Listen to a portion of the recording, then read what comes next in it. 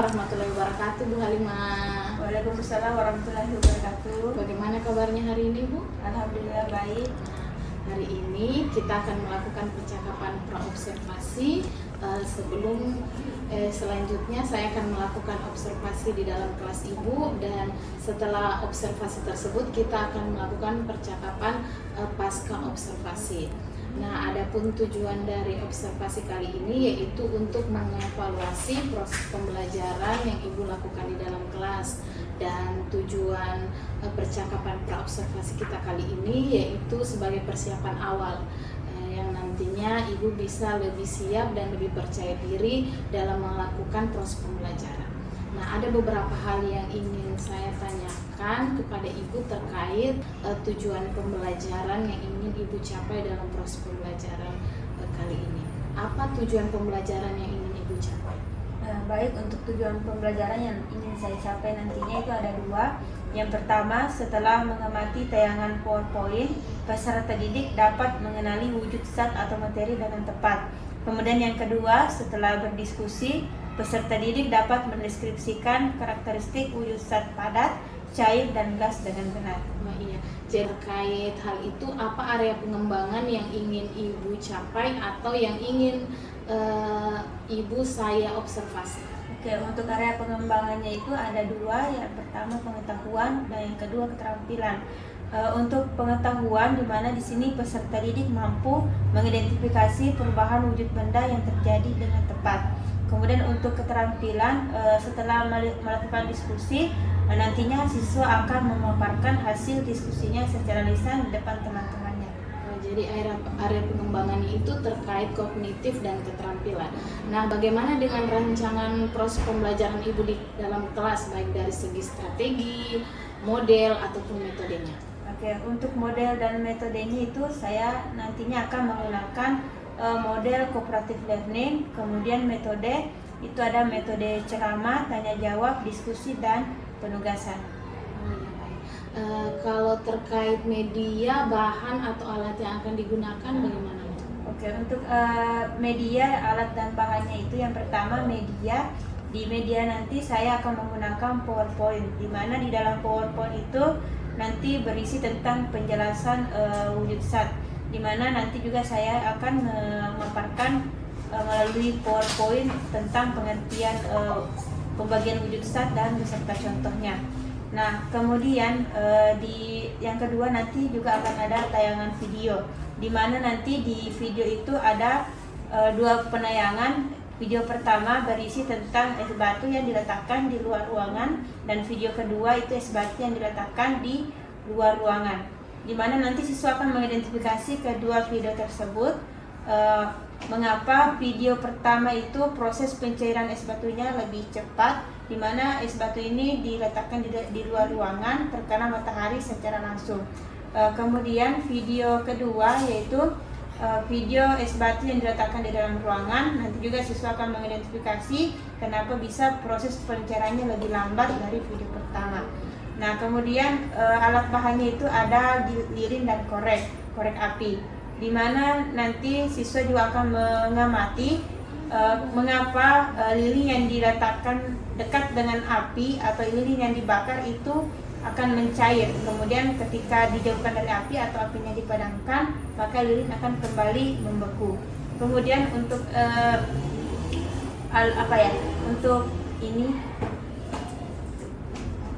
untuk media selanjutnya itu ada LCD, kemudian ada speaker. Speaker ini dimana untuk memperjelas suara video yang akan saya tayangkan. Luar biasa. Saya sudah tidak sabar ingin melihat proses pembelajaran Ibu yang Ibu lakukan, karena dari yang Ibu sebutkan tadi ini rencananya sudah sangat matang, bahkan alat dan bahan yang digunakan ini sudah terperinci dengan jelas, sehingga saya berekspektasi kelasnya Ibu ke depannya ini pasti anak-anaknya itu akan aktif. Nah, kira-kira kapan rencananya observasi ini yang kita akan lakukan? Untuk pelaksananya rencananya nanti kebetulan di hari Jumat saya ada jam untuk mata pelajaran tersebut, maka saya akan melaksanakannya di jam pertama dan jam kedua. dari percakapan ini Bu, apa yang Ibu dapat dari percakapan praobservasi yang kita lakukan hari ini? Untuk hasil percakapan hari ini yang saya dapatkan itu ketika melaksanakan proses pembelajaran nanti, saya mulai mendapat pencerahan mulai dari media, persiapan, kemudian struktur pelaksanaan proses pembelajaran itu sudah mulai tercerahkan. Oh ya, alhamdulillah, alhamdulillah. Sampai bertemu lagi di hari Jumat jam 9.00 observasinya, dan selanjutnya setelah observasi kita akan melakukan percakapan pasca observasi bersama Ibu Rahma, yaitu pengajar praktik saya. Terima kasih atas waktunya Bu. Semoga apa percakapan hari ini bermanfaat. Assalamualaikum warahmatullahi wabarakatuh. Waalaikumsalam warahmatullahi wabarakatuh.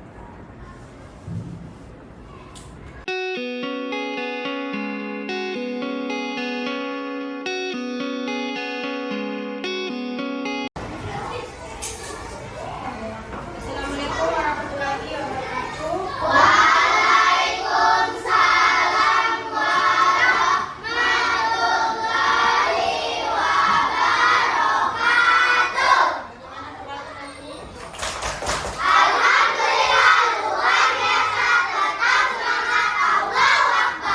Sebelum belajar berdoa ya, silakan ikhlas, silakan hitungannya. Kita berdoa. Sebelum kita belajar, kita berdoa. Doa dimulai.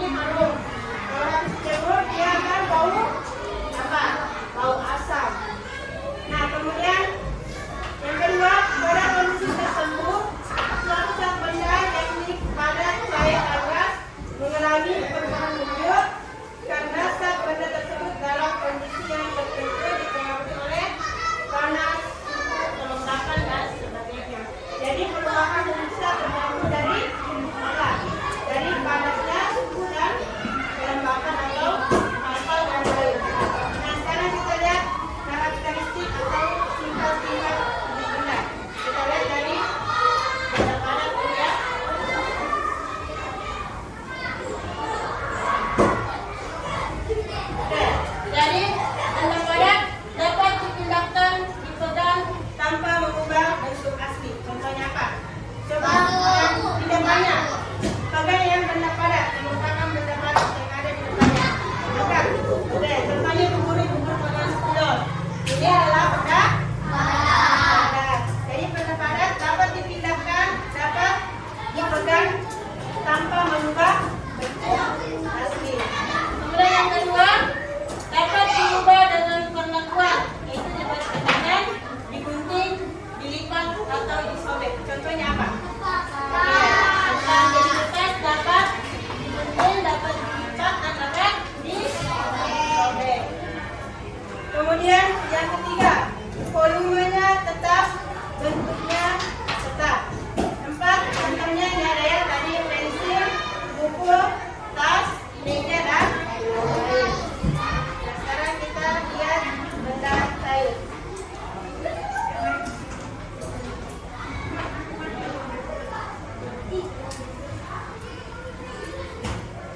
Benda cair. Sifat pertama yaitu bentuknya dapat berubah mengikuti wadahnya. Contohnya ada 2 gelas. 1 gelas yang tinggi. Yang kemarin ya, ada gelas yang pendek. Nah, ketika diisi air, dia akan mengikuti. Misalnya diisi penuh, maka otomatis ukurannya tidak sama. Atau ada sebuah cangkir, kemudian sebuah gelas. Jadi air itu akan mengikuti di mana dia akan dituang. Atau di dalam mangkok, berarti wadahnya akan mengikuti wadahnya. Kemudian mengalir di tempat lebih tinggi ke tempat yang lebih rendah. Misalnya air terjun, ada yang air terjun, yang sering air terjun. Atau ketika menuang air di atas meja, maka dia akan jatuh ke mana? Ke lantai. Kemudian 3, merambat melalui serat-serat. Kemudian 4, volumenya tetap. 5, menempati ruang, 6, mengalir ke tempat yang lebih rendah. Seperti tadi ya, ketika kita menuangkan air di kursi atau di meja, maka dia akan jatuh ke lantai. Nah, ini ada contohnya yang benda cair, ada air, minyak tanah, bensin dan lain-lain. Nah, kemudian benda gas.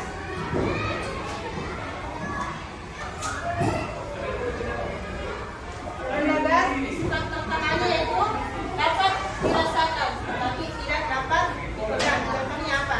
Apalagi? Oke.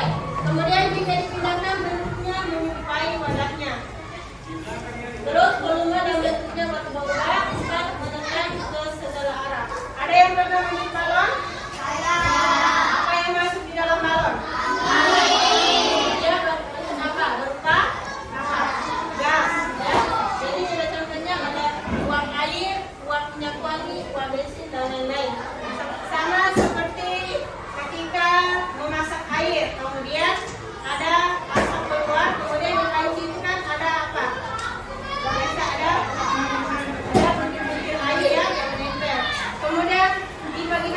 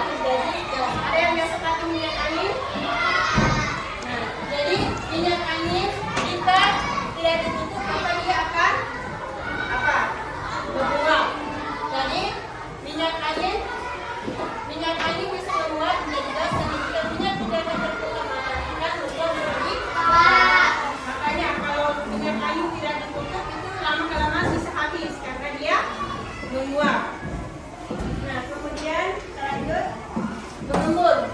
Ini yang biasa didapat di pagi hari ya. Peristiwa perkembangan wujud dari gas menjadi air. Embun. Apa?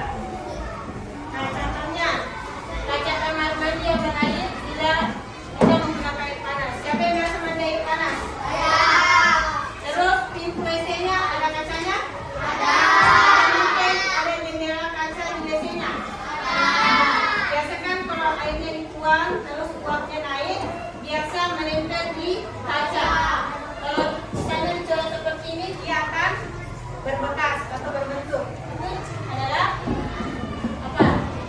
Yaitu adalah bulunan air panas yang menempel di mana? Di kaca kamar mandi. Itulah yang disebut sebagai embun. Nah, kemudian menyublim.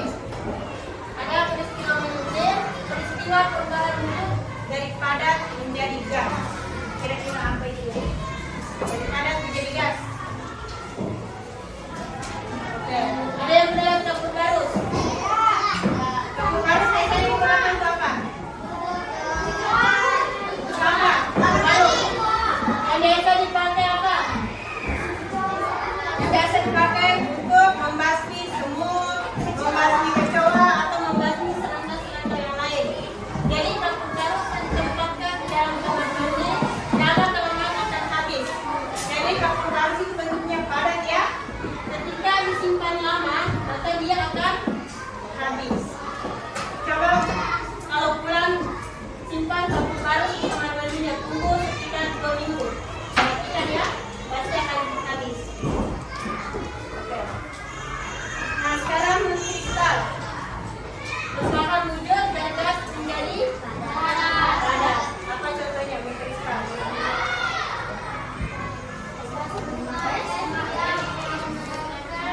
Siapa yang punya kulkas? Benar buka kulkasnya? Di freezernya tempat es batunya itu biasa ada yang menempel-menempel kan? Biasa dipegang? Biasa. Bentuknya mengkristal? Lembut, biasa berbentuk es serut ya. Ada yang pernah makan es serut? Jadi ini adalah contoh mengkristal. Jadi dari gas menjadi padat. Bunga es yang menempel di freezer. Biasa kan sama senyum? Biasanya siapa yang punya kulkas? Ada yang punya kulkas? Punya semua? Punya semua ya? Oke. Nah, sebelum kita praktek, aku mau kasih lihat satu video. Jadi ini ada 2 video. Satu es yang disimpan di luar ruangan dan satu es yang disimpan di luar ruangan. Jadi sebentar lihat ya, mana yang cepat mencair. Kira-kira kenapa bisa? Kenapa ada yang lambat mencair, ada yang cepat mencair?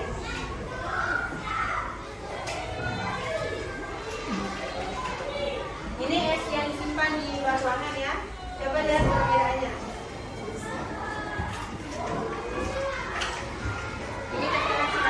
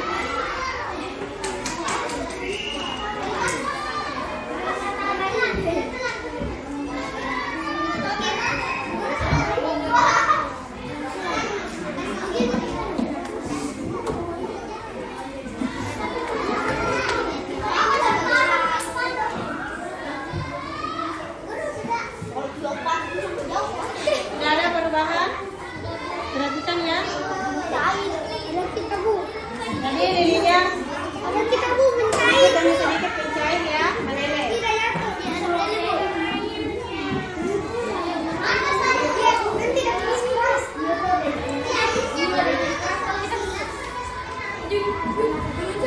Pencair ya. Bu, aku mencair bu.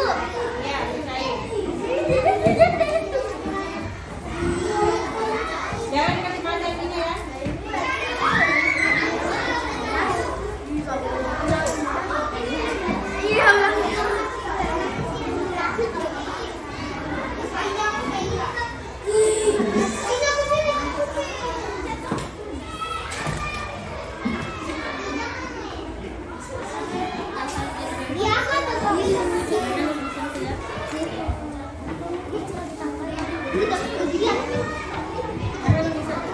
Perhatikan dulu lilinnya, perhatikan dulu lilinnya.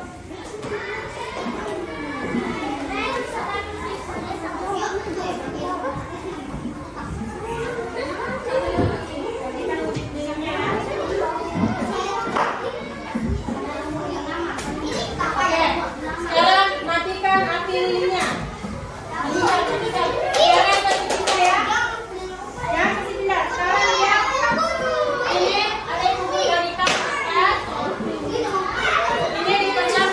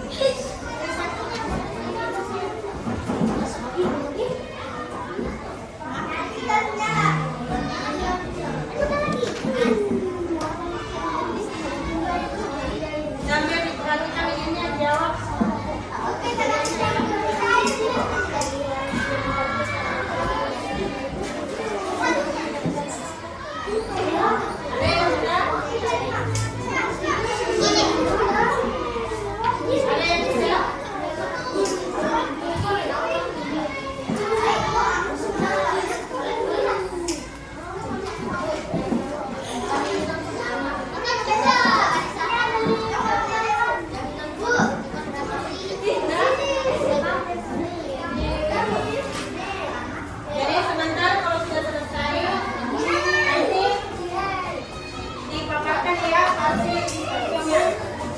Ada satu orang dari perwakilan kelompok memaparkan hasil diskusinya.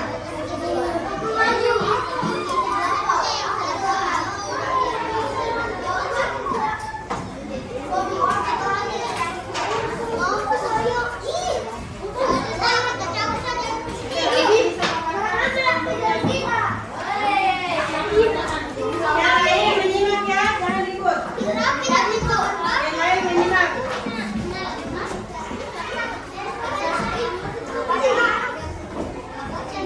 Yang lain menyimak ya, silakan. Silakan temannya.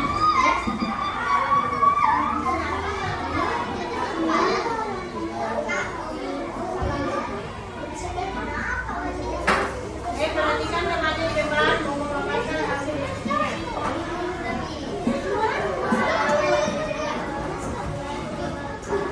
Ayo jawab. Assalamualaikum.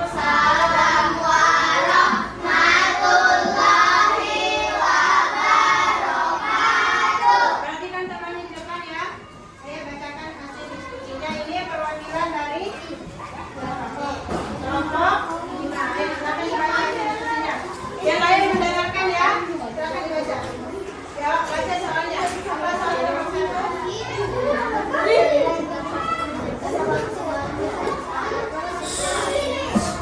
Oke, jadi mengapa lilin dapat menjadi padat setelah didinginkan? Kenapa? Karena apa? Karena kena angin.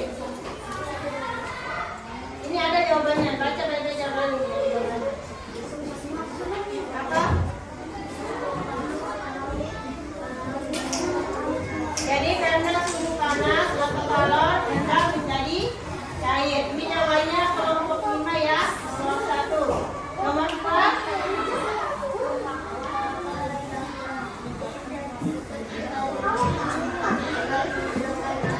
Apa yang terjadi ketika lilin dipanaskan menggunakan api? Apa yang terjadi? Ini ada bacakan. Jadi suhu dingin membuat benda cair menjadi padat. Kemudian yang ketiga apa?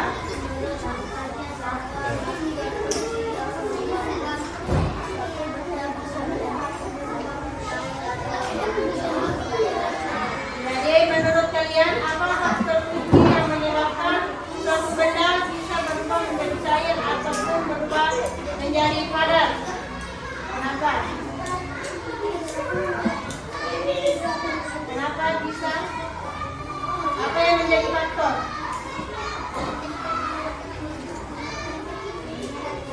Apa arti?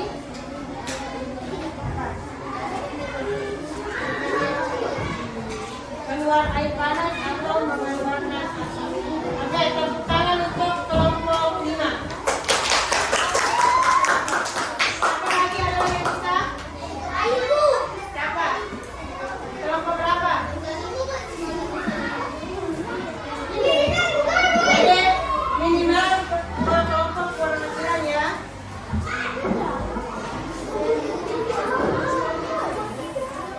Alsyad,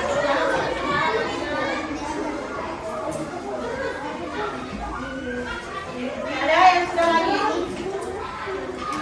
Kelompok yang lain sudah?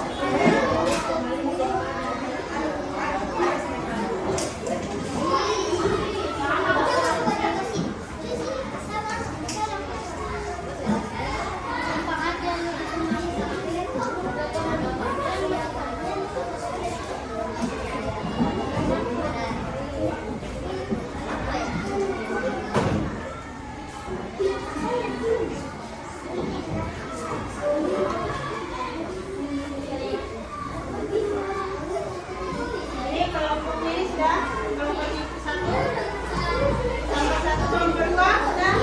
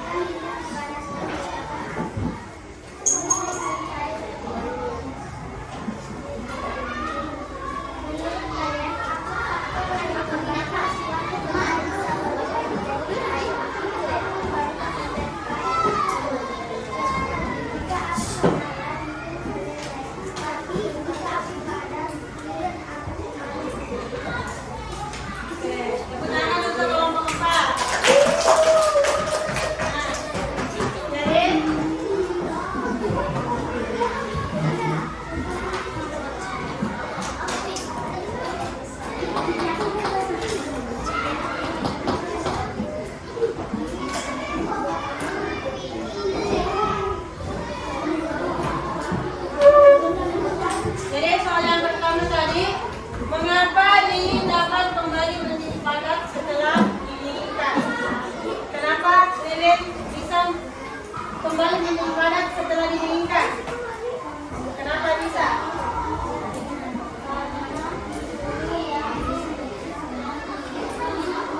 Kenapa lilin dapat kembali menjadi padat setelah didinginkan? Karena suhu bisa kita lilin ketika api dipadamkan itu dingin, kembali dingin, makanya lilin yang dijahit kembali padat. Kemudian yang kedua, apa yang terjadi ketika lilin dipanaskan menggunakan api? Apa yang terjadi? Ketika lilin dipanaskan menggunakan api, apa yang terjadi?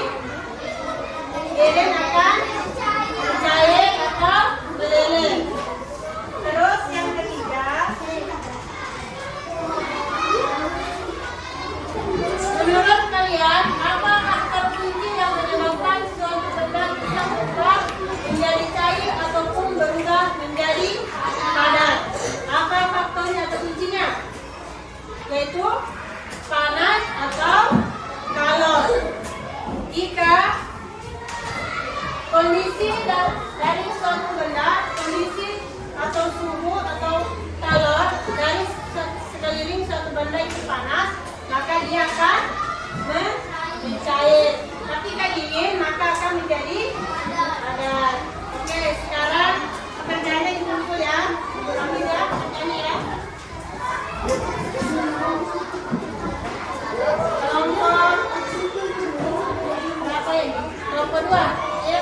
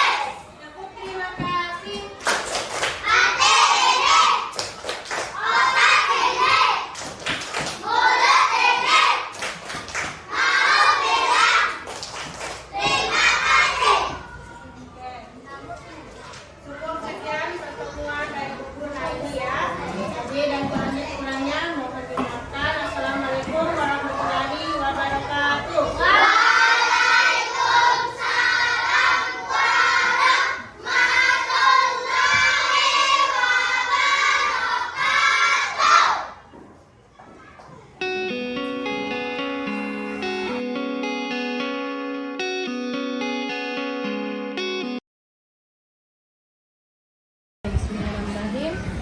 Assalamualaikum warahmatullahi wabarakatuh. Bu Halimah. Waalaikumsalam warahmatullahi wabarakatuh. Bagaimana kabarnya hari ini, Bu? Alhamdulillah kabar baik. Setelah hari Jumat kita sudah melakukan observasi bersama di dalam kelas. Nah, hari ini kita akan melakukan percakapan pasca observasi dengan tujuan untuk merefleksikan atau mengevaluasi hasil observasi di dalam kelas. Ada beberapa hal yang ingin saya tanyakan hari ini kepada Ibu Halimah. Yang pertama tentunya yang akan bagaimana sih perasaan Bu Halimah saat diobservasi? Perasaan saya pada saat proses observasi itu berjalan, di mana awalnya saya gugup, degan, kemudian takut melakukan kesalahan. Tapi setelah proses itu berjalan, saya bisa melakukan kegiatan tersebut dengan lancar dan lebih terstruktur dan sesuai dengan rencana-rencana yang sudah saya persiapkan sebelumnya. Nah, terkait area pengembangan yang Ibu pernah sebutkan dan telah dilaksanakan di kelas, Bisa ceritakan kembali apa area pengembangan yang telah Ibu kembangkan dan langkah-langkah pembelajaran proses di dalam kelas? Ya, untuk area pengembangannya yang pertama itu di bagian pengetahuan, di mana seperti yang saya katakan kemarin, di sini nanti siswa akan bisa tentang proses perubahan wujud saat itu, perubahan wujud benda. Di sini mereka sudah bisa mengetahui perbedaan-perbedaan tersebut, yang mana masuk mencair, kemudian membeku, dan gas. Kemudian ada zat padat, yang tadi zat padat, zat cair, dan gas. Itu sudah mereka sudah bisa menggolongkan.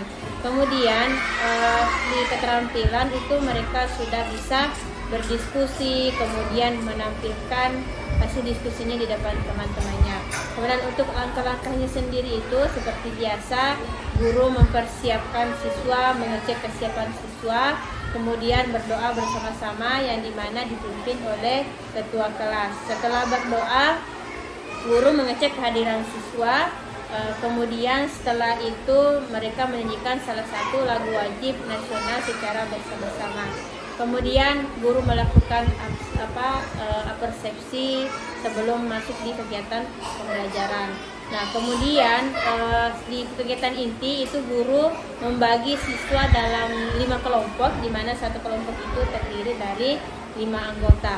Nah, setelah pembagian kelompok, guru menayangkan materi melalui PowerPoint. Jadi siswa sama-sama mengamati, di mana PowerPoint ini berisi tentang materi perubahan wujud benda, di mana di dalamnya itu ada pembagian yang mana masuk mengkristal, membeku, mencair, menyublim, dan mengembun. Tapi di sini kita fokusnya di proses mencair dan membeku.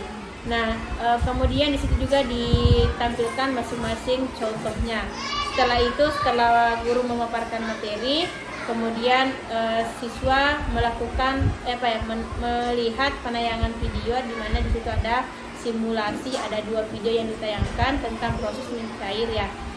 Di mana video pertama itu berisi tayangan video es batu yang diletakkan di luar ruangan, di mana es batu ini terkena sinar matahari secara langsung. Kemudian yang kedua ada video es batu yang diletakkan di dalam ruangan dan tidak terkena sinar matahari secara langsung. Di sini siswa mengamati mana video yang proses mencairnya itu cepat dan mana yang lambat. Kenapa bisa seperti itu? Nah, di situ mereka nanti akan berdiskusi kenapa hal-hal tersebut bisa terjadi. Kemudian setelah penayangan video, mereka melakukan praktek secara langsung, di mana alat bahannya itu menggunakan lilin dan korek. Di sini siswa mengamati proses mencair dan membeku. Kemudian langkah pertama itu siswa membakar lilin, tapi sebelum itu siswa mengamati dulu bagaimana wujud lilin tersebut sebelum dibakar. Setelah itu dia membakar, melihat perubahan yang terjadi setelah lilin dibakar. Kemudian sekitar 5 menit siswa diarahkan untuk memadamkan api yang ada pada lilin dan mengamati kembali apa yang terjadi. Nah, setelah praktek mereka dibagikan lembar kerja siswa, di mana di dalamnya terdiri dari 3 pertanyaan. Yang pertama, apa yang terjadi pada saat lilin didekatkan dengan api. Kemudian yang kedua, mengapa lilin mencair setelah didekatkan dengan api. Yang ketiga, apa faktor utama sehingga bisa terjadi proses mencair dan membeku. Kemudian setelah berdiskusi, setelah mendiskusikan 3 pertanyaan tersebut, siswa memaparkan hasil diskusinya di depan kelas. Kemarin ada 2 kelompok yang memaparkan hasil diskusinya, ada kelompok 4 dan kelompok 5. Nah, kemudian setelah pemaparan hasil diskusi, guru memberikan penguatan dari jawaban-jawaban yang sudah diungkapkan oleh siswa, kemudian merangkum materi dan menutup kegiatan pembelajaran. Kemudian untuk di kegiatan keterampilannya kemarin itu siswa sudah mampu mengungkapkan hasil diskusinya di depan teman-teman. Luar biasa, pemaparannya ini sangat terperinci sekali terkait area pengembangannya, Bu Halimah. Sejauh mana tingkat keberhasilan area pengembangan yang telah dicapai dalam proses pembelajaran? Dibandingkan proses pembelajaran yang lalu, setelahnya adanya kegiatan ini, proses pembelajaran lebih berjalan stabil, terstruktur, dan lebih baik dari proses yang sebelumnya, di mana siswa yang kemarin kurang aktif bisa aktif, dan yang ragu-ragu untuk berdiskusi atau mengeluarkan pendapat itu bisa lebih meningkat. Apakah ada dari rate 1 sampai 10 tingkat keberhasilan area pengembangan yang ingin Ibu capai itu berada di rate mana? Kalau dari rate-nya itu ada di angka 8, karena kemarin itu masih ada beberapa kendala yang saya hadapi pada saat proses pembelajaran.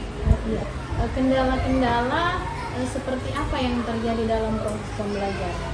Itu biasanya di pembagian kelompok ya, karena kan biasa ada siswa yang pendapatnya berbeda dengan teman yang lain, sehingga ketika pembagian kelompok mereka tidak ingin berada dalam satu kelompok karena merasa tidak cocok. Apalagi kan biasa pembagian kelompok kalau diarahkan untuk membeli sendiri, maka otomatis mereka menonton dengan teman kesehariannya. Makanya kemarin pas pembagian kelompok itu saya membagi kelompok secara acak atau random. Itu saya menggunakan hitungan, misalnya siswa menghitung dari angka 1 sampai 5, kemudian setelah itu kembali lagi dari 1 sampai 5. Nah, siswa yang mendapat angka yang sama maka mereka akan satu kelompok. Nah, kemarin pada saat proses diskusi itu kebetulan mereka satu kelompok. Nah, di satu kelompok itu kemarin ada satu kelompok yang proses diskusinya tidak terlalu lancar karena pendapat mereka itu berbeda. Itu kemarin yang kendalanya. Oh iya, kendalanya ini adalah bagaimana dari cerita Ibu yang saya bisa tangkap, yaitu komunikasi dan keterampilan berrelasi anak. Apa yang bisa Ibu ambil, solusi yang Ibu ambil untuk meminimalisir kendala-kendala tersebut? Solusinya itu saya sudah rancang, di mana di awal pembelajaran itu sebelum masuk proses saya akan menyampaikan ke siswa bahwasanya di dalam satu ruangan ini mereka itu berteman, mereka saudara, mereka harus kompak, tidak boleh ada perbedaan-perbedaan yang terlalu mendalam, kemudian tidak boleh perbedaan tersebut tidak bisa kita bawa berlarut-larut ya, misalnya dalam proses pembelajaran itu jangan sampai terbawa. Jadi harus lebih pendekatan lagi dengan siswa yang ada dalam kelas. Apakah ada solusi lain untuk memperkuat keterampilan berrelasi anak ini? Di mana nanti saya akan melakukan proses pembelajaran yang lebih berdekatan lagi tentang diskusi, lebih sering ke situ supaya siswa ini bisa sedikit demi sedikit nanti akan melakukan komunikasi yang lebih baik. Oh iya, baik. Luar biasa sekali solusi yang Ibu sampaikan. Yang ingin saya tanyakan selanjutnya, kapan kira-kira Ibu ingin mengaplikasikan solusi-solusi ini agar proses pembelajaran di dalam kelas itu berjalan lebih baik? Nah, secepatnya saya akan laksanakan. Oh iya. Apakah ada orang-orang tertentu atau di dalam sekolah yang bisa membantu dalam proses program yang ingin Ibu buat selanjutnya? Ya, saya bisa minta bantuan dari teman sejawat saya atau mungkin meminta masukan-masukan dari atasan. Luar biasa. Terima kasih atas waktunya hari ini Bu Halimah. Dan yang terakhir pertanyaan saya yaitu dari serangkaian kegiatan yang kita lakukan, yaitu praobservasi, observasi, dan pasca observasi, apa yang Ibu dapatkan? Yang saya mendapatkan banyak pelajaran, kemudian terutama dalam proses mengajar saya itu bisa lebih baik dari hari-hari sebelumnya, di mana pada saat ini proses pembelajaran saya itu lebih terstruktur karena adanya persiapan yang matang sebelum melakukan proses pembelajaran. Jadi siswa juga bisa lebih paham dengan materi yang disampaikan, waktu juga yang digunakan itu lebih rileks, dan perasaan pada saat mengajar itu lebih plong ya dibandingkan hari-hari yang lain. Kalau yang kita dapatkan setelah berbicara di pasca observasi ini, yang bisa saya dapatkan itu banyak pengalaman yang saya dapat, pelajaran-pelajaran dari sebelum-sebelumnya, pelajaran yang minim ya, ini saya mendapatkan banyak hal yang bisa saya pelajari nanti untuk proses saya lebih baik ke depannya. Terima kasih waktunya hari ini Bu, terima kasih waktunya di observasi kelas, dan terima kasih waktunya untuk serangkaian kegiatan di pra observasi dan pasca observasi. Semoga kedepannya proses pembelajaran Ibu Halimah lebih baik lagi dan lebih baik lagi. Terima kasih. Assalamualaikum warahmatullahi wabarakatuh.